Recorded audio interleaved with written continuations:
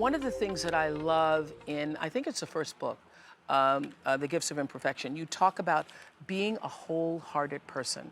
Now, my definition of spirituality is living an open-hearted life. So open-hearted, wholehearted. What does it mean to be a wholehearted person? You have actually, a list of 10 different qualities that wholehearted people have in common. And so cultivating authenticity, letting go of what people think. That's the first one. Let's talk about that. It's so hard. I thought doing this research, I thought going into it, there were authentic people and inauthentic people. I did not find any evidence of that at all. What I found is authenticity is a practice, and you choose it every day, sometimes every hour of every day. And it's a practice. It's not, I just wake up and, hey, I'm authentic. It's that when you walk into a meeting, you have to make the choice. Am I gonna show up and let myself be seen? Am I gonna raise my hand and say, wow, y'all look super excited. I don't know what in the hell you're talking about. I'm so lost. That's a choice. Yes, Right? And make that authentic choice, you gotta let go of the fakeroo, I say. Yeah. I call it the fakeroo. But you know what? I have found, I consider myself to be an authentic person, but when I am inauthentic is when I've allowed myself to be around people who were not, and then I have to fake it to be with them. Oh, for sure, it's contagious. Yes. So they're faking it, Yeah. and you're in that situation when you do that, that kind of, you're laughing at jokes that aren't funny, you're pretending to be comfortable when you're not, and lose your own authenticity. Yeah, and I do it. So letting go of what people think. Okay, cultivating self-compassion, letting go of perfectionism, because there is no such thing.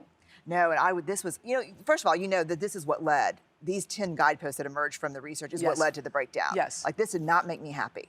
Because you were like 2 out of the 10. I was 2 out of the 10, and I was cheating. And you're writing the book. Right. And so I had to put the data away. I didn't write the book until I was in therapy for a year and a half. Wow. And I went to a therapist with an Excel spreadsheet that said, here are the things that I need more of. I've got 6 weeks. Go. Fix me. Fix me. Fix she me. said, yeah. But no, so here's what I learned about. Oh, I love that you went to a therapist that sees therapists. Yeah. And that you started out by saying, look, I just want to be fixed. And I don't want to talk about that mother stuff and all that. No, the no past. childhood BS. No childhood BS. Let's just get to it. Tips and techniques, baby. Bullet points. Bullet point me. Save me. Tell me what to do. Yeah, no. Wow, wow. So perfectionism, what emerged for me in the data was that perfectionism is not about striving for excellence or healthy striving, which I'm for. Yeah. It's a cognitive behavioral process, a way of thinking and feeling that says this: if I look perfect, do it perfect, work perfect, and live perfect, I can avoid or minimize shame, blame, and judgment. You know what I thought when I was reading this? I had another aha. Aha.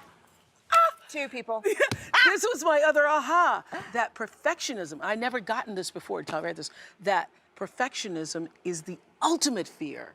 That the people who are walking around as perfectionists, who have to have everything that they are ultimately afraid that the world is going to see them for who they really are, and they won't measure up. There's no question. That's what it is That's for correct, me. right? That's exactly Okay. what it is. Okay. Yeah, it's fear. Because it's very different than trying to be excellent and working hard and doing your best. Yeah. Yeah, and so I call perfectionism the 20-ton shield.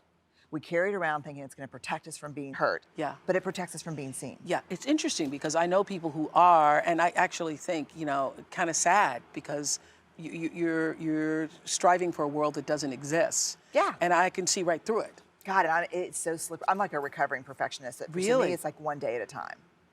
Yeah, because like if I'm feeling... How did it show up for you? Academically, in my work. Like if we've missed church for a couple of Sundays, my kids are going in starched outfits on that Sunday, the next Sunday, like, just be beyond judgment, which there's no such thing. Yep.